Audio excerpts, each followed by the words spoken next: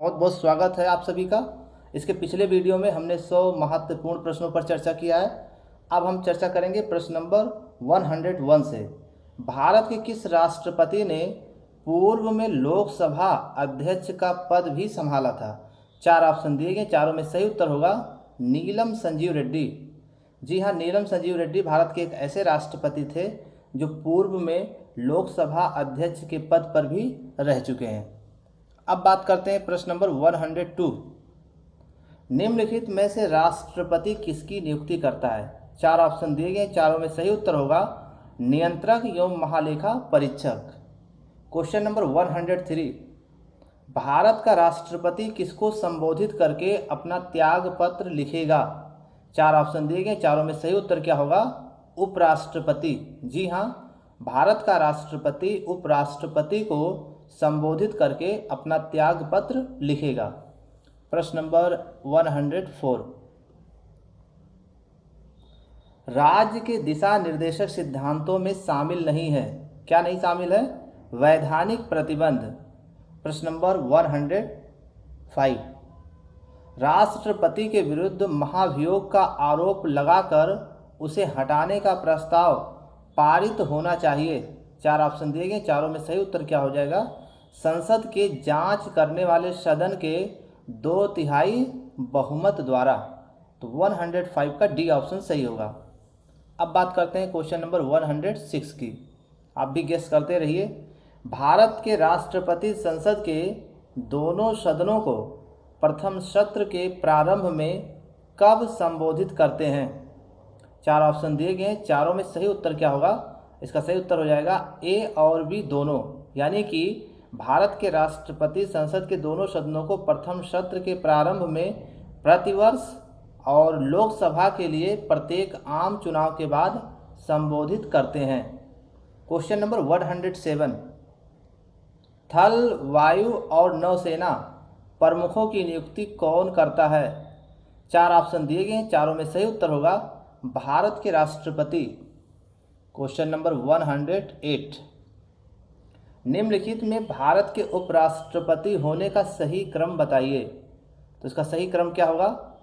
इसका सही उत्तर हो जाएगा ऑप्शंस ये, यानी कि 1 4 2 3। इसका मतलब ये हो गया कि डॉक्टर जाकिर हुसैन पहले उपराष्ट्रपति बने, फिर उसके बाद में GS पाठक बने, फिर उसके बाद में R वेंकटरमन बने और उसके बाद में BD जत्ती। तो ये भारत के उपराष्ट्रपति का होने का सही क्रम। अब बात करते हैं क्वेश्चन नंबर 109 की। कैबिनेट में सम्मिलित होते हैं, तो इसका सही उत्तर हो जाएगा केवल कैबिनेट मंत्री। Question number 10। जब उपराष्ट्रपति राष्ट्रपति के रूप में कार्य करता है तो उस समय उसे परिलाभ प्राप्त होते हैं। 4 ऑप्शन दिए गए, चारों में सही उत्तर क्या हो जाएगा ये बताना है आपको। इसका सही उत्तर हो जाएगा राष्ट्रपति। जब उपराष्ट्रपति राष्ट्रपति के रूप में कार्य करता है तो उस समय उसे परिलाभ प्राप्त होते हैं राष्ट्रपति के समान। Question number 111। निम्नलिखित में से किस एक को छोड़कर राष्ट्रपति सभी को अपने पद से हटा सकता है? तो 4 ऑप्शन दिए गए, चारों में सही उत्तर हो जाएगा मंत्रिपरिषद। Question number 112। निम्नलिखित में से किसका गठन राष्ट्रपति नहीं करता है? 4 ऑप्शन दिए गए, चारों में सही उत्तर हो जाएगा योजना आयोग का गठन राष्ट्रपति नहीं करता है। Question number 113। जी हाँ, उपराष्ट्रपति की मृत्यु, त्यागपत्र या उसके पदच्युत होने पर इस पद के लिए निर्वाचन कितने माह या वर्ष के भीतर हो जाना चाहिए? तो इसका सही उत्तर हो जाएगा ये, यानी उपराष्ट्रपति की मृत्यु, त्यागपत्र या उसके पदच्युत होने पर इस पद के लिए निर्वाचन पद रिक्त होने के 6 माह के भीतर हो जाना चाहिए। अब बात कर लेते हैं क्वेश्चन नंबर 114। मंत्री व्यक्तिगत तौर पर उत्तरदायी होते हैं। 4 ऑप्शन दिए गए हैं, चारों में सही उत्तर हो जाएगा राष्ट्रपति के प्रति। प्रश्न नंबर 115, प्रधानमंत्री, इसमें से क्या होगा? इसका सही उत्तर ढूंढ के आपको बताना है। प्रधानमंत्री, इसमें से सही उत्तर हो जाएगा राष्ट्रपति द्वारा नियुक्त किया जाता है। ये ऑप्शन सही है, बाकी और सभी ऑप्शंस गलत हैं। क्वेश्चन नंबर 116,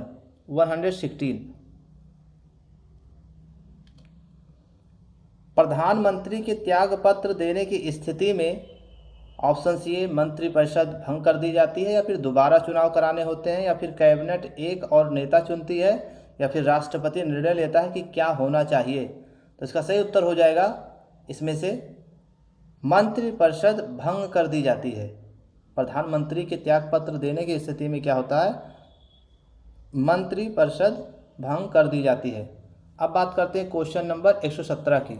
जी हाँ, क्वेश्चन नंबर 117, इसका ऑप्शंस भी देख लेते हैं क्या है।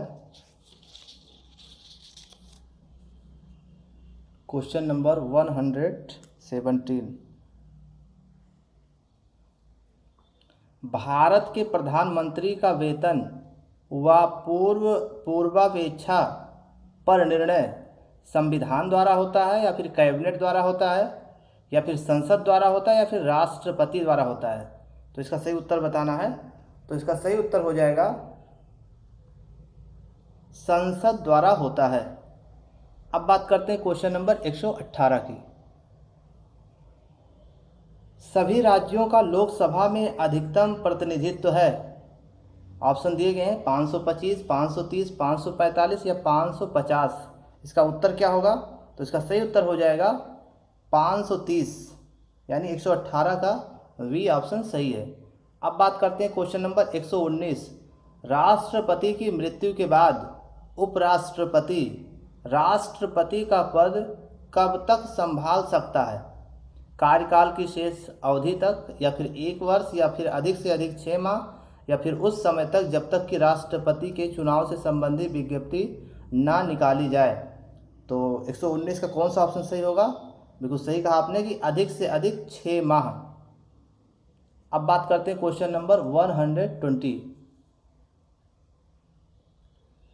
निम्नलिखित में से किसने राष्ट्रपति पद का चुनाव लड़ने के लिए उपराष्ट्रपति पद से इस्तीफा दिया था? 4 ऑप्शन दिए गए, चारों में सही उत्तर चुन करके आपको बताना है। तो इसका सही उत्तर हो जाएगा वीवी गिरी। अब बात करते हैं क्वेश्चन नंबर 121, राष्ट्रपति अपना कार्यभार संभालने से पूर्व भारत के मुख्य न्यायाधीश के सम्मुख शपथ ग्रहण करता है। यदि मुख्य न्यायाधीश मौजूद ना हो तो वो किसकी उपस्थिति में शपथ ग्रहण करेगा? राष्ट्रपति के सम्मुख, या फिर उच्चतम न्यायालय के वरिष्ठ न्यायाधीश के सम्मुख, या फिर महान्यायवादी के सम्मुख, या फिर निर्वाचन आयुक्त के सम्मुख। तो इसका सही उत्तर हो जाएगा उच्चतम न्यायालय के वरिष्ठ न्यायाधीश के सम्मुख। प्रश्न 122, भारतीय संविधान में किस प्रकार की शासन प्रणाली की व्यवस्था की गई है? लोकतंत्रात्मक, या फिर अध्यात्मक, या फिर संसदात्मक, या फिर अर्ध लोकतंत्रात्मक? तो इसका सही उत्तर हो जाएगा संसदात्मक। अब बात करते हैं क्वेश्चन नंबर 123। जी हाँ, एक वर्ष में कम से कम कितनी बार संसद की बैठक होना आवश्यक है? 1 बार, 2 बार, या 3 बार, या फिर 4 बार? तो इसका सही उत्तर हो जाएगा 2 बार। एक वर्ष में कम से कम कितनी बार संसद की बैठक होना आवश्यक है? 2 बार। अब बात करते हैं प्रश्न नंबर 124 की। लोकसभा का कार्यकाल आपातकाल, या क्षमा करें, लोकसभा का कार्यकाल किसी भी परिस्थिति में नहीं बढ़ाया जा सकता, या फिर एक बार में 6 महीने तक के लिए बढ़ाया जा सकता है, या फिर आपातकाल की घोषणा के दौरान एक बार में 1 वर्ष तक के लिए बढ़ाया जा सकता है, या फिर डी ऑप्शन है आपातकाल की घोषणा के दौरान एक बार में 2 वर्षों तक के लिए बढ़ाया जा सकता है। तो इसका सही उत्तर क्या होगा? इसका सही उत्तर हो जाएगा लोकसभा का कार्यकाल आपातकाल की घोषणा के दौरान एक बार में 1 वर्ष तक के लिए बढ़ाया जा सकता है। 124 का सी ऑप्शन सही है इसमें। क्वेश्चन नंबर 125, संसद के 2 लगातार अधिवेशनों का समयांतर कितने से अधिक नहीं होना चाहिए? 9 माह, 1 माह, 3 माह या फिर 6 माह? इसका सही उत्तर हो जाएगा 6 माह। संसद के 2 लगातार अधिवेशनों का समयांतर 6 माह से अधिक नहीं होना चाहिए। क्वेश्चन नंबर 126, लोकसभा के निर्वाचन के लिए न्यूनतम आयु सीमा है, तो इसकी न्यूनतम आयु सीमा होगी 25 वर्ष। क्वेश्चन नंबर 127, लोकसभा में अनुसूचित जनजातियों के लिए जिस राज्य में सर्वाधिक आरक्षित सीटें हैं वह राज्य है, कौन सा राज्य होगा? इसका सही उत्तर हो जाएगा मध्य प्रदेश। 128, किस राज्य का लोकसभा व राज्यसभा में प्रतिनिधित्व सबसे अधिक है? 4 ऑप्शन दिए गए, चारों में सही उत्तर होगा उत्तर प्रदेश। राज्य लोकसभा का उत्तर प्रदेश राज्य का लोकसभा व राज्यसभा में प्रतिनिधित्व सबसे अधिक है। अब बात कर लेते हैं नेक्स्ट क्वेश्चन की। क्वेश्चन नंबर 129, लोकसभा का कोरम कुल सदस्य संख्या का कितना होता है? तो इसका सही उत्तर हो जाएगा 1/10। क्वेश्चन नंबर 130, लोकसभा के प्रथम अध्यक्ष कौन थे? 4 ऑप्शन दिया गया, चारों में सही उत्तर होगा जीबी मावलंकर, ये लोकसभा के प्रथम अध्यक्ष थे। तो ये थी कुछ महत्वपूर्ण और बेहद उपयोगी जानकारियाँ। हमारे वीडियोज़ को देखने के लिए आपको बहुत बहुत धन्यवाद।